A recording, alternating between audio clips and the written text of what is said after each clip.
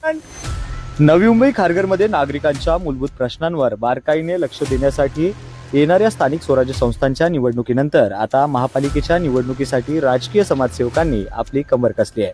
खारघरमधील ओवेगाव sector 30 या ठिकाणी भारतीय जनता पार्टीच्या जनसंपर्क कार्यालयाचं अनावरण यावेळी माननीय श्री साजिद पटेल यांच्या जनसंपर्क कार्यालयामध्ये अनावरण करण्यात आलं। यावेळी भाजपच्या माननीय श्री अरुण शेठ भगत, माननीय श्री अविनाश कोळी, माननीय श्री प्रल्हाद केनी, माननीय श्री निर्दोष केनी, श्री विनोद घरात यासोबत अनेक पदाधिकारी या देखील उपस्थित होते। नागरिकांच्या मूलभूत समस्या सोडवण्यासाठी हे जनसंपर्क कार्यालय नक्कीच महत्त्वाची भूमिका निभावणार असं आश्वासन यावेळी पदाधिकाऱ्यांनी दिले। पाहूया संदर्भात महाराष्ट्र 36।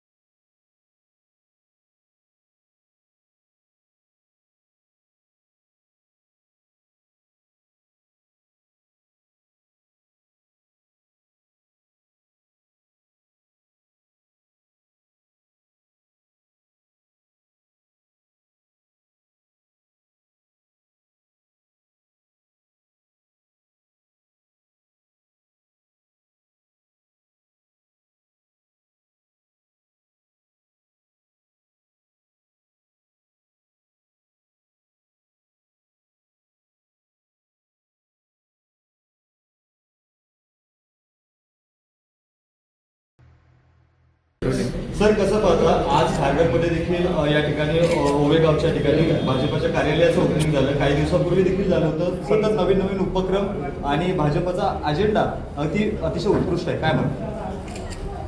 भारतीय जनता पार्टी ही अशी एक संघटना आहे, राजकीय पक्ष आहे की सातत्याने वेगवेगळे कार्यक्रम उपक्रम राबवले जातात। पक्षामार्फत केंद्र आणि राज्याकडनं तर कार्यक्रम येतच असतात, पण स्थानिक लेवलला माननीय आमदार प्रशांत ठाकूर साहेब असतील, माननीय अरुण शेठ भगत असतील, परेशजी ठाकूर साहेब असतील, यांच्या नेतृत्वाखाली सर्वच कार्यकर्ते हे स्वतःहून वेगवेगळे कार्यक्रम राबवत असतात। मग या ठिकाणी नागरिकांना भेडसावणाऱ्या वेगवेगळ्या समस्या असतील त्यांचं निराकरण करणं असेल, या ठिकाणी नागरिकांना आधार कार्ड मिळवून देणं असेल, वेगवेगळ्या प्रकारचे दाखले असतील, अशा पद्धतीचं नागरिकांना काही अडचण असेल तर तत्परतेनं धावून जाणारा असा हा आमचा भारतीय जनता पार्टीचा कार्यकर्ता।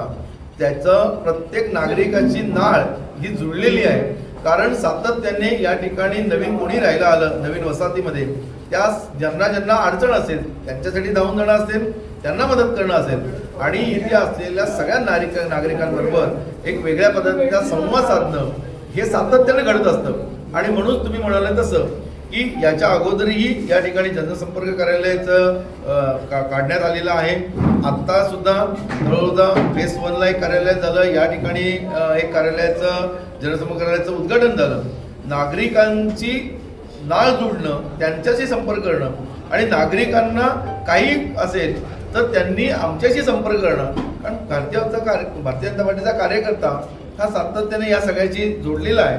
त्याच्यामुळे हे जे कार्यालय आहे या कार्यालयातून अशाच पद्धतीचं नागरिकांची सेवा होईल याच्यासाठी त्या कार्यालयाचं उद्घाटन। सर, आमदार विक्रम पाटील सरांच्या माध्यमातून सिडको प्रशासनाकडून सामान्य नागरिकांसाठी 10% सवलत देखील या ठिकाणी मिळवून देण्यात आलेली आहे। नागरिकांना याचा दिलासा मिळणार आहे, कसं पाहता? भाजपच्या कार्यावर नेहमीच प्रशंसाचं चिन्ह उभं राहतं, कसं पाहता? नाही, भारतीय जनता पार्टीचं मगाशी म्हटलं तसं की भारतीय जनता पार्टीचं केंद्रामध्ये सरकार आहे, भारतीय जनता पार्टीचं राज्यामध्ये सरकार आहे आणि या सगळ्याच्या माध्यमातून भारतीय जनता पार्टीचा कुठलाही कार्यक्रम बूथ अध्यक्षांपासून असेल ते आमदारांपर्यंत असेल, सगळेच्या सगळेजण नागरिकांना काय फायदा होईल, नागरिकांना काय सोयीचं होईल याच्यासाठी म्हणून सातत्याने प्रयत्नशील असतात। आणि त्याच्यामुळे या सगळ्याच पदाधिकारी कार्यकर्त्यांचं म्हणून मगाशी म्हटलं तसं की लोकांच्या काही समस्या भेडसावत असेल तर ते प्रश्न सोडवणं हे भारतीय जनता पार्टीच्या कार्यकर्त्याच्या रक्तात आहे. त्याच्यामुळे ही सहज भावना आहे आणि त्याच्यामुळे नागरिकांना दिलासा मिळेल अधिकाधिक याच्यासाठी म्हणून आम्ही सातत्याने प्रयत्न करत असतो. सर, शेवटचा प्रश्न पाहायला गेला तर मतदार आयोगाकडून मतदार यादीला कुठेतरी गुंतवायचा प्रयत्न चाललेला आहे, दिशाभूल करायचा प्रयत्न चाललेला आहे. कसं पाहता मतदार यादीत झालेला दुबार मतदानाचा गोंधळ असेल किंवा मतदार राजा गोंधळलेला आहे, त्याला तुम्ही आजच्या या वृत्तवाहिनीच्या माध्यमातून काय सांगा? नाही, खरं म्हणजे मतदार याद्यांमध्ये घोळ, दुबार नोंदणी ही गेली अनेक वर्षापासून असतेच. पण आत्ता काही राजकीय पक्षांनी त्याचा स्टंट केला, नरेटिव्ह पसरवण्याचा प्रयत्न केला. आता आपण सगळे पत्रकार आहोत, कार्यकर्ते आहोत. ज्या वेळेला आत्ता 2025 आहे, 24 असेल, 19ची निवडणूक असेल, 9ची निवडणूक असेल, 98ची निवडणूक असेल, 92ची निवडणूक, गेली अनेक वर्ष ज्या वेळेला मतदार नोंदणी होते त्या मतदार नोंदणी झाल्यानंतर ही निवडणूक आयोगाच्या वतीने, निवडणूक शाखेच्या वतीने इथे प्रत्येक तालुक्यामध्ये तहसीलदार कार्यालय आहे. त्या तहसीलदार कार्यालयामध्ये जसं संजय गांधी निराधार योजना असेल, वेगवेगळ्यासाठी नायब तहसीलदार असतात, तशी वेगळी ही निवडणूक शाखा असते. त्यांचं कार्य हे 24 तास म्हणजे सतत महिनाभर त्यांचं काम चालू असतं. आणि ज्या वेळेला मतदार नोंदणी होते, मतदार याद्या प्रकाशित होतात, त्याच्यानंतर त्यांच्या वतीने, निवडणूक शाखेच्या वतीने गेली अनेक वर्ष त्याच्यावर ऑब्जेक्शन घेणं असेल, त्याच्यावर काही तुमच्या हरकती असतील ते नोंदवणं असतं, हे सगळं चालू असतं. आणि भारतीय जनता पार्टी म्हणून आमचं जे संघटन आहे, हे आमचं संघटन फक्त नेते नाही आहेत भारतीय जनता पार्टीकडे, तर बूथ स्तरापर्यंतचा बूथचा अध्यक्ष आमचा आणि बूथची टीम याच्यावर काम करत असते. आणि जिथे जिथे ऑब्जेक्शन घ्यायचे असतील ते आम्ही वारंवार त्या ठिकाणी घेतच असतो. त्याच्यामुळे हे काय दुबार झालेत, हे आता काहीतरी मतदार यादीत घोळ झालाय, हे जे आता विरोधी पक्ष काहीतरी नरेटिव्ह पसरतंय, हे ते नागरिकांमध्ये उगाच काहीतरी वेगळं वातावरण निर्माण करण्याचा प्रयत्न करतात. पण आपण सगळेजण त्या वेळेला ज्या वेळेला तिथे दुरुस्ती असेल, ऑब्जेक्शन असेल, तिथे भाजपचा कार्यकर्ता, बाकीच्या संघटनांकडे फक्त नेते आहेत, बूथ अध्यक्ष आणि बूथची टीम ही रचना ही भारतीय जनता पार्टीकडे लागलेली आहे. तेव्हा भाजपला हे नवीन नाहीये. आम्ही ऑब्जेक्शन घेतच असतो. आमचे हे सगळेच कार्यकर्ते जिथे मतदार कुठेतरी इकडचे तिकडे झालेले असतात, आम्ही ऑब्जेक्शन घेतो आणि त्या याच्यामध्ये आम्ही निवडणूक आयोगाला, निवडणूक शाखेला आम्ही सहकार्य करतो, तेही आम्हाला सहकार्य करतात. त्याच्यामुळे त्याच्याबद्दल काय नरेटिव्ह जो हा पसरलाय त्याच्यावर नागरिकांनी कुठेही घाबरतं कामा नये. ज्याचं मतदार यादीमध्ये नाव आहे त्या मतदार यादींनी प्रत्येकाने हे मतदान केलंच पाहिजे. सर, पनवेल महानगरपालिकेला समोर ठेवून हे ऑफिसचं ओपनिंग झालेलं आहे का? आणि पनवेल महानगरपालिकेची निवडणूक समोर घेऊन कुठले मुद्दे घेऊन तुम्ही समोर जाणार आहात? पनवेल महानगरपालिका, एकूणच राज्यातल्या नगरपालिकांच्या निवडणुका झाल्या. 2 तारखेला मतदान झालं, आता 20 तारखेला मतदान आहे काही नगरपालिकांचं. आणि सगळ्या महाराष्ट्रातल्या जवळजवळ 200-250 नगरपालिकांचं मतमोजणी ही 21 तारखेला होणार आहे. त्याच्यानंतर महानगरपालिका 27 महानगरपालिका आहेत. या 27 महानगरपालिका या कदाचित 15, 16, 17 तारखेला, 18 तारखेला या आचारसंहिता लागण्याची शक्यता आहे.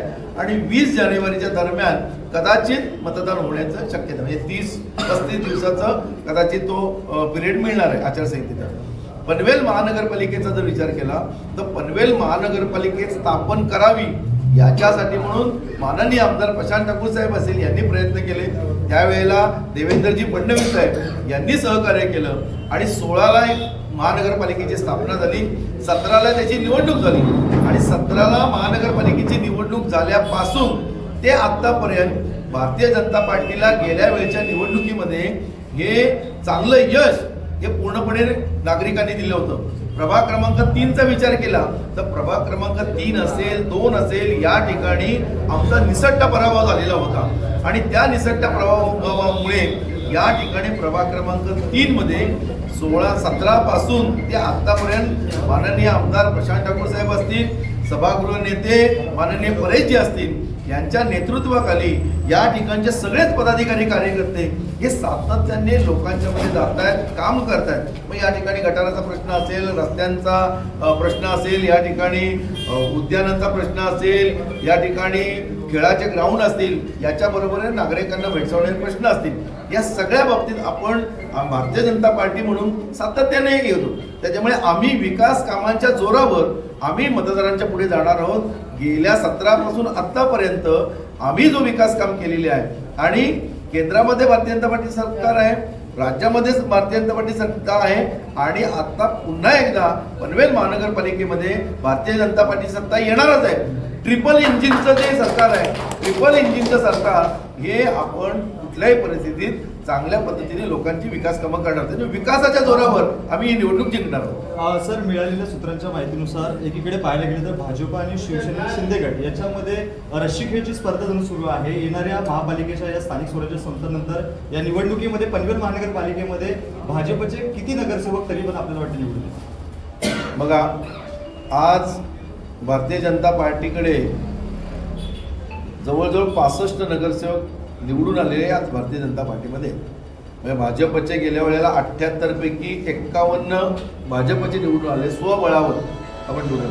त्याच्यानंतर शेतकरी कामगार पक्ष असेल, काँग्रेस असेल, याच्यातनं जे आले आज 78 पैकी 65 ठिकाणी भारतीय जनता पार्टीकडे आज नेतृत्व लोकप्रतिनिधी आहे.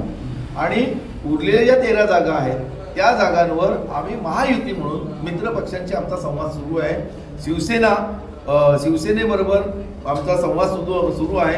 आम्ही भारतीय जनता पार्टी म्हणून आम्ही इच्छुकांचे फॉर्म घेतलेले आहेत. जवळजवळ 414 जणांनी वेगवेगळ्या जागांवर आम्हाला अर्ज दिलेले आहेत.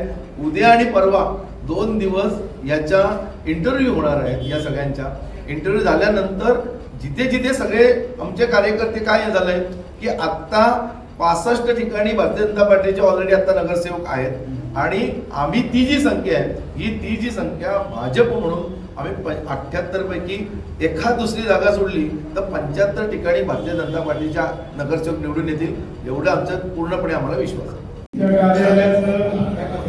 उद्घाटन होत आहे त्या कार्यक्रमाला उपस्थित असलेले आपल्या उत्तर रायगड जिल्ह्याचे अध्यक्ष मनसूर पटेल, प्रल्हाद केळी, भूपेंद्र पाटील, साजिद पटेल, सचिन, सर्व त्या उपस्थित असलेले सर्व कार्यकर्ते बंधू आणि भगिनी, सर्वप्रथम या कार्यालयाचं उद्घाटन झालंय असं मी जाहीर करतो. आणि या कार्यालयातून भारतीय जनता पार्टीचं जास्तीत जास्त पद्धतीने कसं काम होईल या दृष्टिकोनातून आपण सर्वांनी कामं करावी. सर्व कार्यकर्त्यांना एकत्र घेऊन साधून आपण ही कामं केली पाहिजे.